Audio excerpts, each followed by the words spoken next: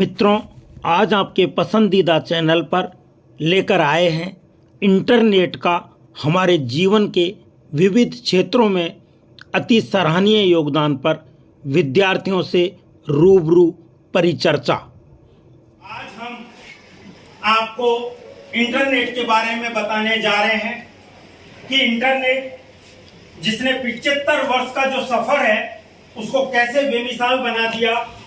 1995 में पहली बार भारत में इंटरनेट चला और उसकी शुरुआत कैसे हुई और धीरे धीरे आज तक हमारे पूरे भारत देश ने विश्व में जितने भी देश हैं उनमें लगभग 75वां स्थान बना करके हमें इंटरनेट का बहुत बड़ा यूजर बना दिया है।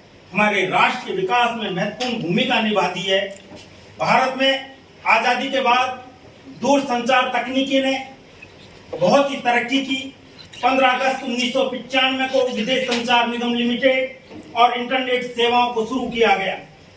भारत 15 अगस्त 1947 को आजाद हुआ तो उस समय हमारा भारत देश काफी पीछे था, काफी पिछड़ा हुआ था इस क्षेत्र में। लेकिन एक लंबी यात्रा के बाद हमारी तरक्की शुरू हुई, यात्रा बढ़ती चली गई, तरक्की होती चली गई। 1947 से लेकर आज तक भारत में चाहे दूरसंचार, खेल हो, सिनेमा हो, शिक्षा हो, मेडिकल हो, रोजगार हो, चाहे रेलवे तंत्र हो, चाहे भ्रमण का मामला हो, चाहे कोरोना से निपटने का मामला हो, हमारे लिए काफी मददगार रहा है इंटरनेट। इंटरनेट के माध्यम से हम शिक्षा के क्षेत्र में विशेष रूप से जो हमारे छोटे छोटे विद्यार्थी हैं उन्होंने कोरोना के दौरान शिक्षा को हासिल किया। शिक्षा को हासिल करने के साथ साथ उन्होंने परीक्षा देने का कार्य भी ऑनलाइन कर लिया। हमारे समय की बचत हुई, पैसे की बचत हुई और उस दौरान जब हम कोरोना से अपने घर से भी बाहर नहीं निकल सकते थे, लेकिन हमने हमारी शिक्षा का एक सत्र खराब नहीं होने दिया। इसमें योगदान रहा शैक्षणिक तकनीकी का, इंटरनेट का। ऐसे में 1995 में आज ऐसी तरक्की की कि भारत की दशा और दिशा दोनों ही बदल डाली।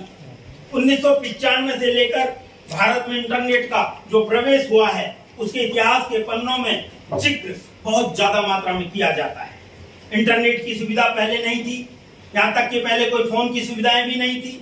धीरे धीरे मोबाइल आया, इंटरनेट की व्यवस्थाएं बढ़ी और आज जहाँ हम फोन करने के लिए 15 से 20 किलोमीटर दूर जाते थे, बुकिंग कराते थे, 1 मिनट भी बात नहीं हो पाती थी, कई बार तो उनको 1 रुपया देना पड़ जाता था।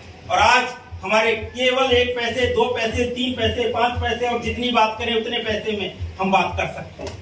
इंटरनेट की स्पीड के लिए हम बात करें तो यह 1985-86 के दौरान शुरू हुई थी, लेकिन यह कॉमर्शियल के रूप में नहीं था। यह बहुत ही महंगा था, 60 से 70 हजार रुपए तक खर्च करने पड़ते थे। 250 घंटे के इंटरनेट के लिए हमको 15 हजार रुपए तक देने पड़ते थे। 10 kbps की स्पीड थी जो अब बहुत ज्यादा बढ़ चुकी है और अब जो दरों पर इंटरनेट मिलता था वो 9.6 kbps, 64 kbps, 128 kbps का होता था।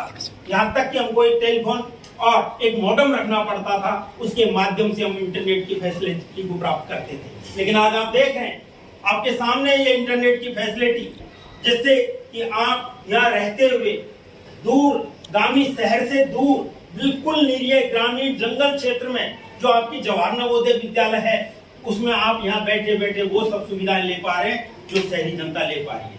www वर्ल्ड वाइड वेब में आप सीधे के सीधे जुड़ गए हैं और विश्व में क्या घटित हो रहा है उसी समय उस घटना को आप यहाँ पर देख पाते हैं।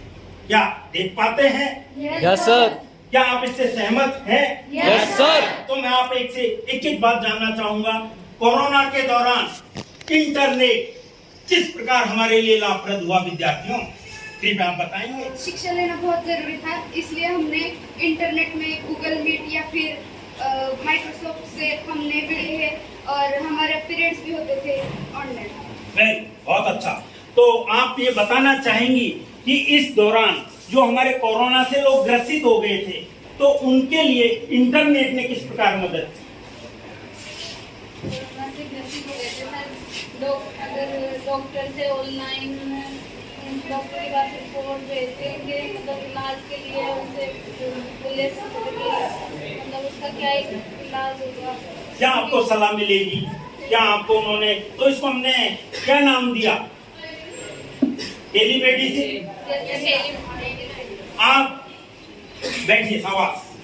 आप आज दिल्ली जाना चाहते हैं, क्या आप यहाँ बैठे बैठे टिकट बुक करा सकते हैं? आप कैसे टिकट बुक कराएंगे? सर ऑनलाइन ऐप से हम आसानी से बुक करा सकते हैं और ट्रेन में ले सकते हैं। ट्रेन कब आएगी, कब जाएगी, आप उसको आसानी से देख सकते हैं। लेकिन आपने बुकिंग के लिए जो कार्य किया या ट्रेन कब आएगी, कब जाएगी, उसके लिए जो ऐप यूज लिया, उसमें मेन भूमिका, अहम भूमिका किसने निभाई? इंटरनेट। वेरी गुड, इंटरनेट ने निभाई। एक वो समय था, क्या आप अपने दादाजी से या दादी से ये जानने की कोशिश करते हैं कि उस जमाने में क्या इंटरनेट की फैसिलिटी उनको थी? नहीं थी। बैठिए, आप बताएंगे कि उस जमाने में क्या आपके दादा दादी जी को इंटरनेट की फैसिलिटी थी? नहीं थी। क्या आपके दादी दादाजी जो 90 और 95 साल पहले जिस कष्ट को देखते थे, क्या वो कष्ट है? क्या इंटरनेट ने उन कष्टों को दूर करने का कार्य किया है? व्यापार के क्षेत्र में कैसे इंटरनेट ने इस फैसिलिटी को प्रदान किया है, इसमें आप बताएंगे? पहले टिकट का होता था बहुत दूर, अब मोबाइल से ही टिकट बुक कर सकते हैं, इससे बहुत आसानी हो गई। व्यापार के क्षेत्र में कैसे मददगार हुआ? बैठिए।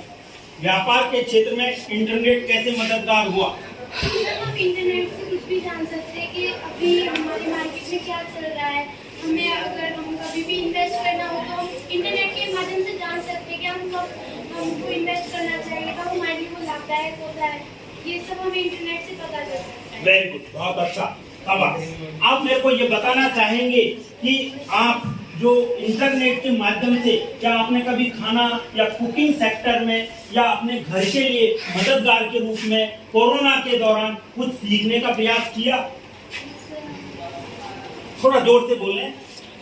जैसे हमने ऑनलाइन कुकिंग देखा था कि क्या हम बना सकते हैं, क्या नया बना सकते हैं, कोई बताएगा?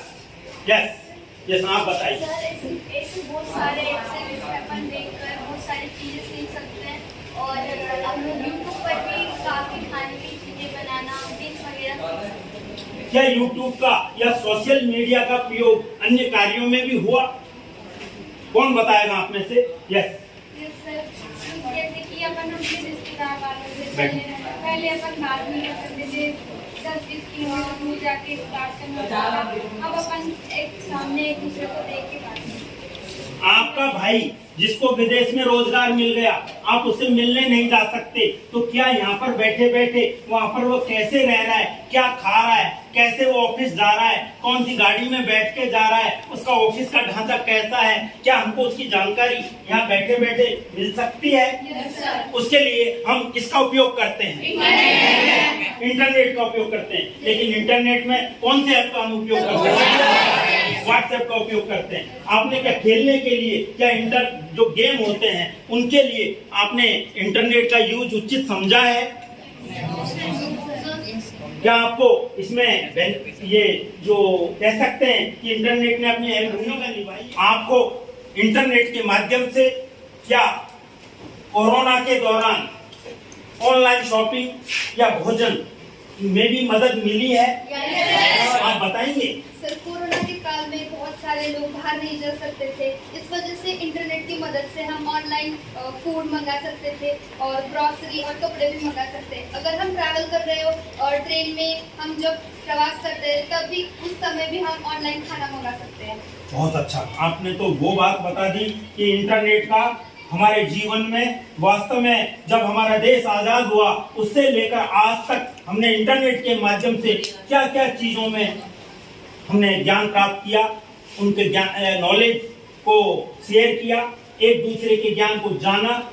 www.worldwideweb.com के माध्यम से पूरे विश्व में क्या नई शोध हो रही है, न केवल शिक्षा के क्षेत्र में, चिकित्सा के क्षेत्र में, यहाँ तक कि हमारे रोजगार के क्षेत्र में कौन कौन से अवसर मिल रहे हैं, यहाँ तक कि कृषि के क्षेत्र में कौन कौन से अवसर मिल रहे हैं, कौन कौन सी उन्नत तकनीकियां आ गई हैं, उनको जानने का प्रयास किया।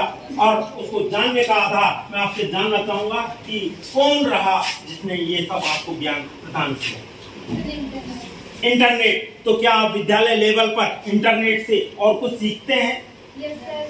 क्या आप इसका सकारात्मक उपयोग करते हैं? Yes sir. क्या आप विश्वास दिलाएंगे कि इंटरनेट आपके जीवन को और आगे बढ़ा पाएगा? Yes sir. क्या आर्टिफिशियल इंटेलिजेंसी और कई प्रकार की ट्रेनिंग प्रशिक्षण जिनके लिए आप बाहर नहीं जा सकते हैं, लेकिन यहाँ रहते रहते आप इंग्लिश सीख सकते हैं, टॉफेल जैसी अंग्रेजी की बड़ी बड़ी संस्थाएं जो कि आपको यहाँ रहते हुए ज्ञान दे सकती हैं। अभी जो आपने चंद्रयान लाइव मिशन का जो रूप देख पाए वो किसके कारण देख पाए? आपने देख पाए होंगे कि जो न्यूज है, न्यूज चैनल भी इंटरनेट के माध्यम से आपको विभिन्न प्रकार की जानकारी देते हैं। विद्यार्थियों, मैं आज बहुत आपको धन्यवाद देना चाहूंगा कि आपने इंटरनेट के बारे में विस्तृत जानकारी अर्जित की। आपने अपने मन से जो भी कुछ आपको अच्छा लगा और आपने कोरोना के दौरान या विपरीत परिस्थितियों के दौरान या आज के समय में इंटरनेट की उपादेयता को समझा। न केवल रेलवे में, शिक्षा में, चिकित्सा में, हमारे कृषि के क्षेत्र में, वैज्ञानिक क्षेत्र में, भौतिकी क्षेत्र में, रासायनिक क्षेत्र में, जीव विज्ञान के क्षेत्र में नई नई शोधों के बारे में, नई नई खोजों के बारे में जाना, और यही हमारा उद्देश्य था। बहुत बहुत धन्यवाद। जय हिंद, जय भारत।